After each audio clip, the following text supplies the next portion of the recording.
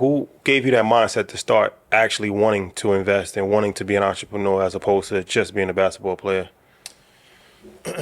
I think just being in the NBA and just having opportunities, and then just growing. As I get older, and still to this day, just want to do more. Like, I love music, I love restaurants and food, I love a lot of other things too. But you know what I mean. So just finding a way to make money out of what I like doing. You know what I mean. And it might not be the same as I'm making in the NBA, but you know what I mean. If I'm making a cumulative of money and it makes sense to something I like doing, which is considered a hobby, then it's like, why not? You know what I mean? So just finding ways, and as I get older, to figure out what I like doing, and figuring out how to make money off of it. So, but then as an athlete, opportunities come my way to where, you invest and you reap the benefits of the return. How important is that as far as the relationship? Like, a lot of those guys in Golden State made great relationships with people in Silicon Valley, Yeah. and that helped, Steph and a lot of the other guys, KD, start investing in tech startups. So that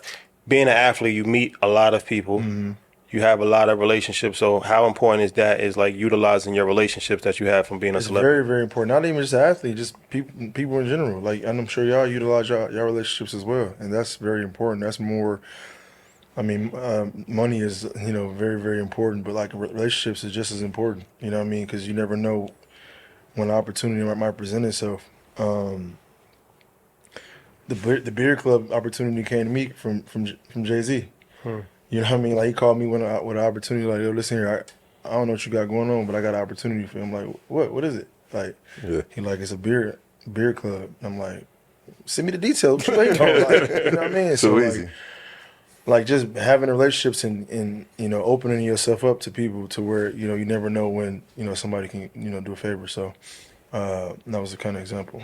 Yeah, you've been into a couple of unique positions throughout your career.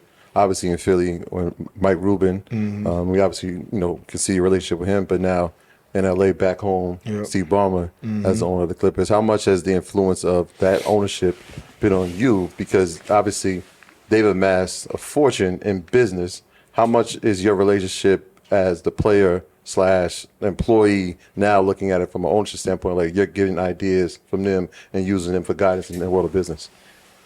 It's like, it's a balance of like being like the player. James will always be me. Like, I'm gonna be on the court, locked in, focused, doing. But it's like a balance of not trying to be like, like trying to be like buddy, and you know what I mean. So, like, but then it's like not having no pride and be like, listen, how you make this, or Right. what you do here in this situation. You know what I'm saying? So I've randomly met Mike Rubin like in Bahamas at a blackjack table outside. He was playing cards, and he like, I'm watching. I like to gamble a little bit too, and I don't like people looking over my shoulder when I'm gambling. But I was doing it, and he kept looking back. He was like, "Oh, nice to meet you." Like, I'm Mike Rubin. I'm one of the owners of the Sixers. I'm like, "Oh, nice to meet you." I think he was out there for like his daughter's birthday or something. Anyways, so he ended up like leaving, and then we just locked it from there. But just anytime I got an opportunity or a question, like just reaching out to him, and I haven't got that far with Steve yet, Ballmer. But that's like my focus is to kind of like pick his brain and understand his mindset every single day, because it don't hurt. And guys like that are courteous, and they want to give off the information. You know what I mean? And people don't have the opportunity, so I feel like I got to take advantage of it. Yeah, you notice that the higher they're up and more successful they are, the more they want to tell. Yeah. I wonder, at this point of your career, obviously as a seasoned vet, when you're coming up as a young player, there's guys that are giving you advice. Obviously, we saw the body armor situation. Cole, I'm sure, had 100% in that. Exactly. Right. So as the veteran now, are you looking at the young guys, the Bones, Hollins of the world, like, hey, yo, fellas, this is the advice I can give you, and how receptive are the younger guys to business ventures? I don't really like. I'm be to myself a lot. Like, I talk to my teammates, and somebody like Terrence Mann, who's Right.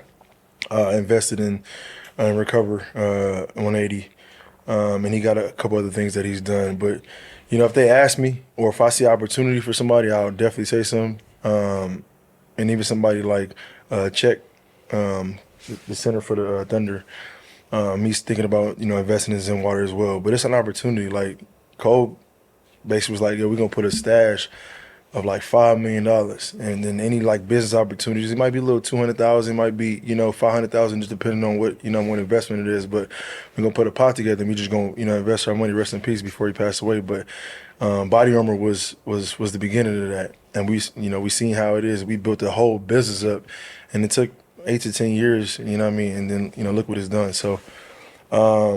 As 16 years, my sweet 16 going into the league, I just try to, give the guys as much opportunity in game as they want. But I'm not going to force it on them because, nowadays these young dudes is kind of crazy. They're wild a little bit, and I don't got time for it.